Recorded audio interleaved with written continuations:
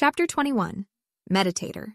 Right after Maggie said that, everyone's head jerked up at the sound of a yawn and, soon after, the pitter-pattering of little feet.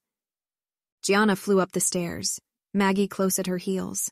"Molly, dear," cooed Gianna. "Want to have breakfast in bed today?" I could imagine that they would be hesitant to bring her into the kitchen where, among others, Addie sat. Although I did wonder how many vampires would eat little 2-year-olds, even if they didn't have vampire parents protecting them. "Mama, no," said a high, indistinct child's voice. "Mama?" I say again, even though I'm sure. It's the exact flowery mama smell. I remember it right for sure. She's finally back. The puppy is unhappy. "Silly puppy," I tell it, but it still doesn't know not to be scared of my mama. So I put its leash on a tree so it will stay there while I go and see Mama. Yes, there she is, through the trees. She has almost no hair now. That's silly, but she's still my mama, and she picks me up when I run over to her. She's been gone a long time. I better show her all the stuff she missed. "It'll be fun," urged Maggie. "We could bring you a tray with eggs and sugar toast and orange juice and app." I ate all the applesauce, I murmured under my breath. "A banana," substituted Maggie swiftly. "Want it down, Mummy?" said Molly. I heard Gianna's sharp whisper, quiet in my ears but not intended for me. "Adelaide, if you even look at her the wrong way..." The threat trailed off, and Gianna's voice resumed its pleasant coo. "Okay, darling, we have some friends over. They're down in the kitchen." The three came down the stairs, Molly in Gianna's arms. Home in Mama's arms, dashing from place to place. Molly was cute as a button, wearing a blue nightgown patterned with sheep and little bunny slippers. She took strongly after what I remembered human Gianna looking like. Similar green eyes, but the hair and the skin each were a shade lighter. She leaned easily against Gianna's shoulder, looking at the visitors in her house with innocent curiosity. "Hi, friend," she lisped. "Hi, Molly," I said. "I'm Elspeth." "Beth," attempted Molly. The look of motherly adoration on Gianna's face was, "Mama is so glad to be back. She's a snuggly mama." Was adorable. Maggie looked, "Mama's going to take me away with her. She missed me lots." Looked fiercely protective. Addie was smiling peaceably, hands dangling at her sides non-threateningly, but neither mother relaxed much. "Unclario," squealed Molly when she spotted her uncle. Jake laughed quietly at the portmanteau. "And that's Jacob, and this is Adelaide," said Maggie stiffly, pointing them out for Molly. "Jacob and Adelaide," repeated Molly. "You can call me Addie," invited Addie, and Molly pronounced that much more readily. Gianna frowned, but only a little. "Sugar toast," said Molly, pointing at Ilario when the introductions were finished. He gently ruffled her hair and retrieved a slice of bread from the cupboard to turn into toast. Meanwhile, the conversation resumed at a speed and pitch inaccessible to Molly. I held Jake's hand and translated in silence when I realized his hearing was only a little better than a human's in 2-legged form. "We don't keep in very regular contact with Siobhan and Liam," Maggie explained, peeling a banana for Molly. "Especially since Molly came along. We really don't think they'd hurt her. But there's just no such thing as sure enough. Not with Molly on the line. And even I have to get out of the house if she needs a Band-Aid put on because of my history." "So you can't get hold of them?" asked Addie, frowning. "We have a general idea of where they are most of the time, and they have our address, and they do own telephones but usually don't have them turned on. We see them about twice a year and tip them off if we think there are other vampires on the island. Since," she said with a pointed look at Addie timed for when Molly was turned away, "it is their territory. I mean, there is that one fellow who lives the Isle of Man who we think sometimes sneaks over here to hunt, but who they've never managed to catch. But us three are the only other vampires besides Siobhan and Liam technically allowed." "Are you really the only vampires in Ireland?" I inquire. "It's such a massive territory. No coven, no competitors carving out their own sections. I've been around much of Europe, and everywhere I've found others of what I must now call my own kind. I've found feuds and territory disputes, and the creation and breakage of alliances great and small. The Volturi were refined and civilized, after a fashion, even in violence. But Siobhan's life sounds genuinely peaceful, at least most of the time. Her borders are clear, at least, not like the dividing river that had two covens at each other's throats over boating prey. None now. Siobhan says, Unless I miss my guess badly. There were several others before, though never so many as in your home country. I managed to divide them up and take them down or drive them out, depending on how stubborn they were. Occasionally there are visitors who come here to hunt, and I do not tend to chase them over the water if they come in and go out expeditiously. Not visitors like you. she clarified. I've never met one like you before, restricting yourself to animals, of all things. That wasn't mine. It was Carlisle's again. It was getting easier to tell during a recollection whether I owned a memory or not, instead of the dreamlike feeling that I was whoever I remembered being, that I'd experienced right after the blast. It's very impressive that Siobhan's been able to keep the place to such a small vampire population, remarked Addie. There are, 30 or 40 vampires between England and Scotland and Wales? I imagine some of them swim abroad occasionally for more varied hunting, but it's much more densely populated by the undead. Something like 30 or 40, yes, said Maggie. Though I think England's got more than its fair share compared to, Belgium. Actually, I'm not sure if there are any vampires in Belgium. There's probably at least one. Honey? Said Gianna. Right, Maggie said. Ireland. Just us and the other two. Actually, that's one reason I think Siobhan may be a witch. Though she definitely doesn't believe it, so it'd have to be a subtle power. Can't be making a buzzing noise in her head like mine does, or anything like that. And she definitely is good at making plans that wouldn't necessarily need magic to work. Molly crunched her sugar toast. Mummy sing? She asked, correcting her lisp with some effort, and Maggie began crooning beautifully in Gaelic, which language, I realized after a moment of dizziness, I had all the resources necessary to understand fluently beyond the conversational level I'd previously had. Apparently, I didn't have to explicitly process the memories of language learning in order to use them. They must have been stored differently somehow, I decided. So all you know is that they're in or near Oma, I whispered, trying to be inaudible to Molly like the vampires. And have no way to pin it down. How can we find them? We can try their phones, said Gianna. It's just not guaranteed to reach them. We can try tracking by scent once in the neighborhood. One of us will need to stay home to look after Molly. You should probably do that, Ilario said to Gianna. Maggie was still singing, but she nodded a little. Gianna dipped her head to press her cheek into Molly's hair. I want to stay, but...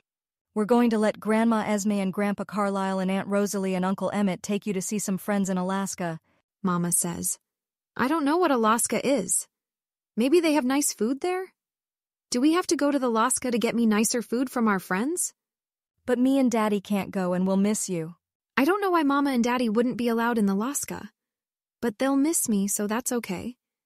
They're supposed to miss me if I'm not there because I'm important. Of the three of us, you're worst in a fight, and most likely to be able to talk your way out of a Volturi execution, if it comes to that, Ilario said gravely. We'll rearrange ourselves on Siobhan's say-so if she has a better idea, but for the time being, it makes the most sense. Gianna nodded and caught Molly's toast in midair when she dropped it. Ilario, would you try calling Siobhan and Liam? She asked.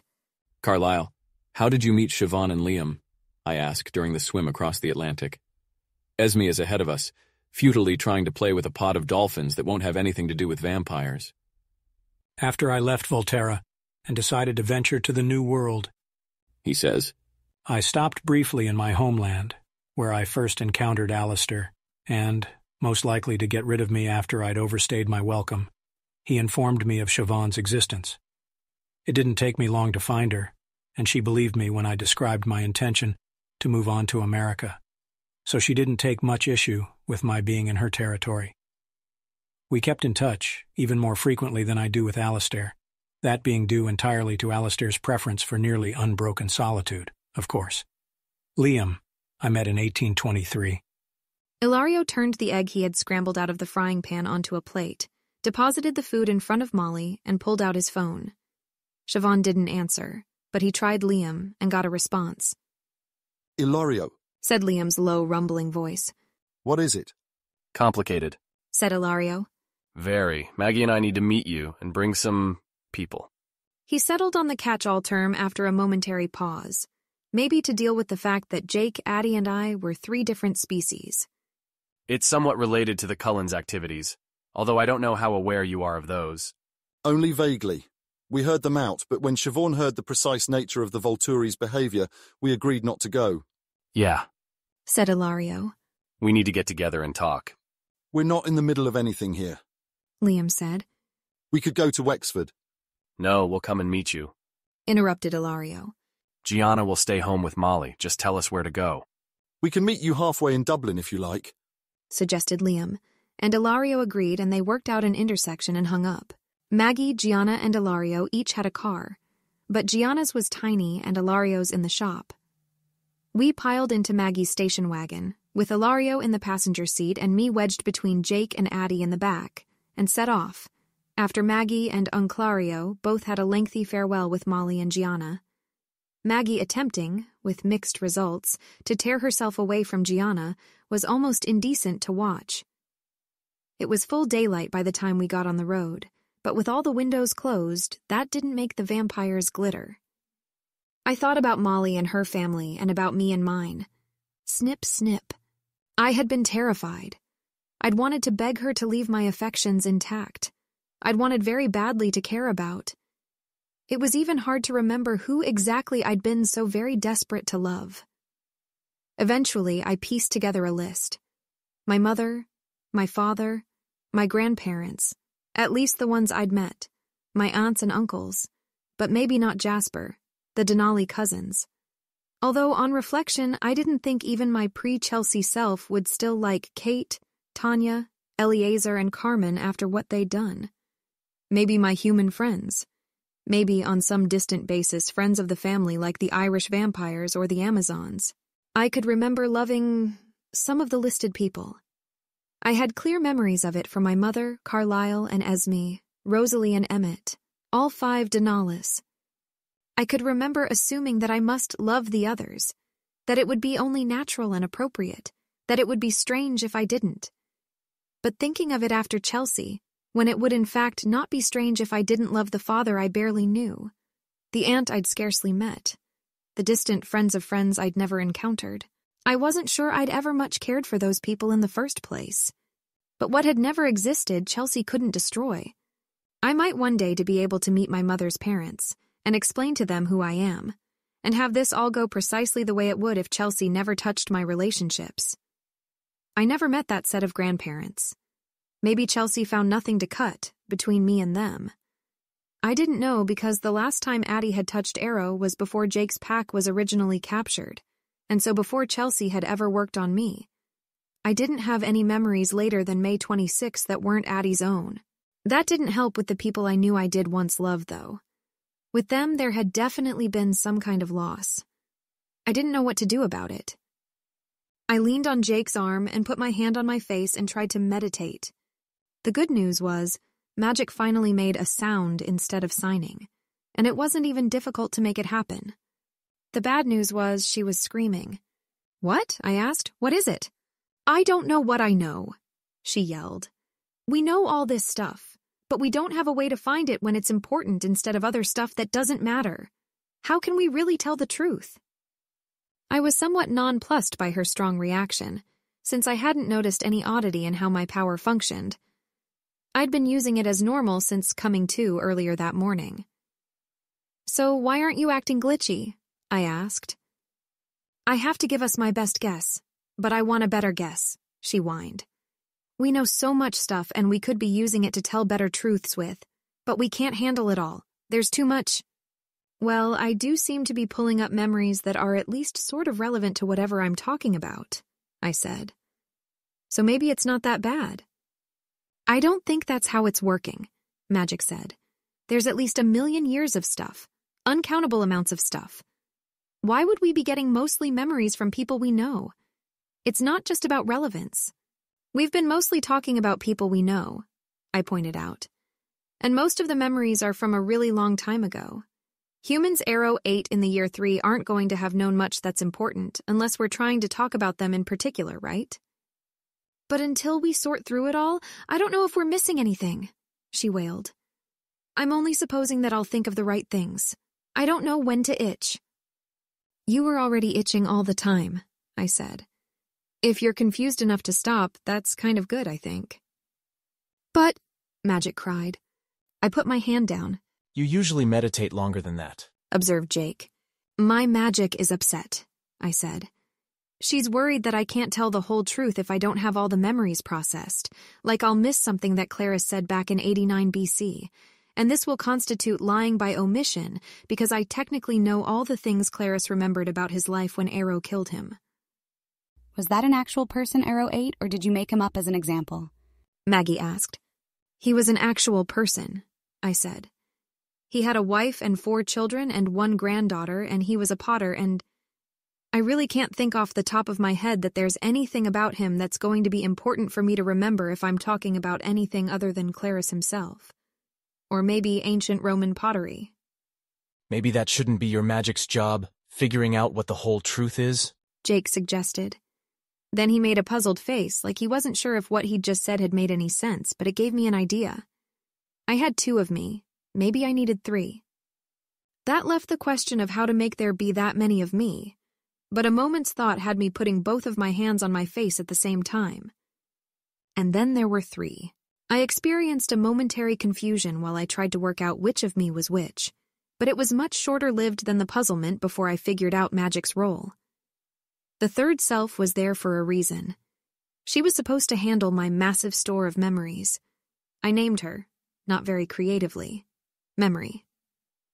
Hi, I said to her. Hello, Memory said. But she didn't just say it. She pulled up one of the millions of recollections of someone I remembered saying the word. There was no shortage. She'd probably be able to talk that way for the next few years before repeating herself unless she wanted to use very specific jargon or something.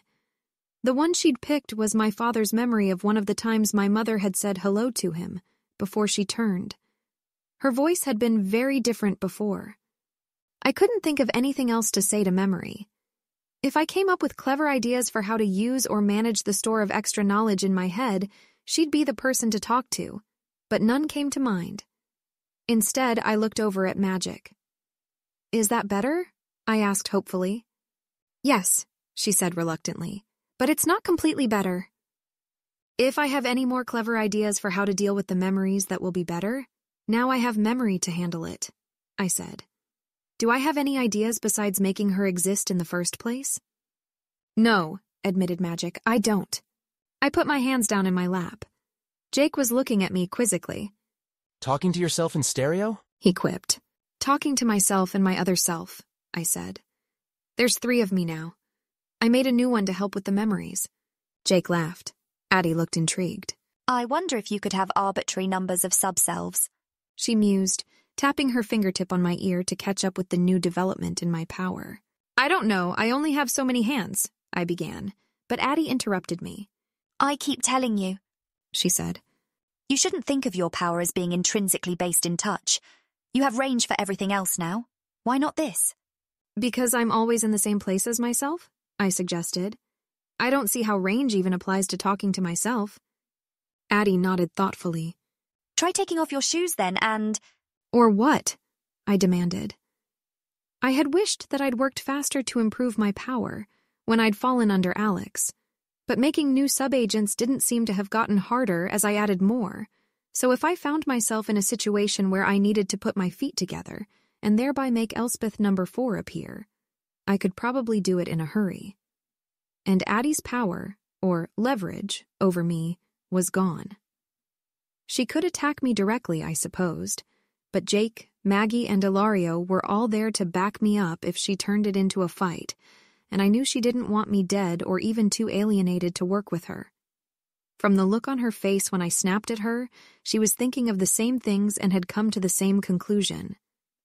Elspeth? Said Jake quietly. Is there something I should know? You should know that it would be a bad idea to phase in this car, I said tightly. Elspeth, he said again, folding my thin hand in his broad one. What was that about? Don't phase, I said, and picked a starting point and an ending point, well out of the way of Addie's blast, and showed him. Jake's head lolled for a couple of seconds, but then he blinked rapidly and sat up straight again. I think I got that, whatever that is, but I don't have an extra me to help process it. Can I get the short version? What exactly would be making me phase here? Remember when I said some of the stuff Addie wanted me to do was hard? I asked in a monotone. Elspeth, Warned Addie. is this the time? I think so. Cut in Jake, frowning at her. I'll work it out myself if I have to, but it sure sounds like something I'd want to know, even if I wouldn't like knowing it much. Remember? I said, since that was the closest verb in English for calling up an implanted memory. When I met Jane? Jake's eyes closed, then flew open and he snarled. Don't phase in the car, I reminded him firmly. He maintained his hold on his shape, but only barely. The hell, Addie?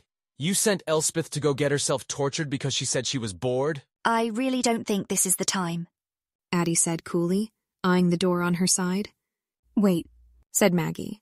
what? I'd send it to you, but I don't want you to lose control of the car, I said. Ilario can take the wheel for a couple seconds. Maggie said, and he leaned over to guide the car along the highway. Now what? I sent along the information. Maggie made a squeaky noise and waited for a moment before taking over the task of driving again, and then I gave Ilario the memories for good measure. Jesus. Exclaimed Maggie. Wow, I've killed a lot of people. But I never coerced a 5-year-old into provoking somebody into torturing her so I could get my jollies playing with her power. Most evil person in the car award goes to Addie. I notice nobody is considering it a remotely extenuating circumstance that I volunteered to be the test subject for the result Elspeth extracted from the exercise, Said Addie testily. You're not 5. Said Ilario. Why are you even in this group exactly? Do you think Elspeth and her wolf could have gotten this far without me? Asked Addie. Do you think you can afford to shed numbers considering the project you have in mind, just because I am unusually committed to my research? I'm still borrowing Elspeth's power, and even if I weren't, Maggie, you could tell if I lied to you. Ask me whatever you like about my current loyalties or future intentions, and you'll have answers that I think will be satisfactory. Maggie, as you say, you've killed a lot of people. You happen to have stopped. Should we kick you out of the group on those grounds anyway? It isn't as though I have a vast collection of 5-year-olds in my back pocket who I plan to send marching to Jane. Jake growled under his breath and put a protective arm over my shoulders. Addie rolled her eyes. No one said anything for the next 20 minutes. When Maggie murmured, Almost there.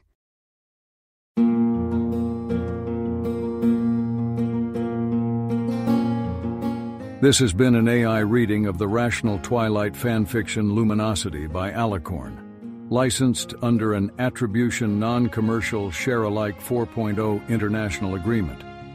If you wish to support this AI reading and others like it, please visit patreon.com/AskWhoCastsAI, where we are releasing episodes 4 weeks in advance of the regular feed. Thanks for listening.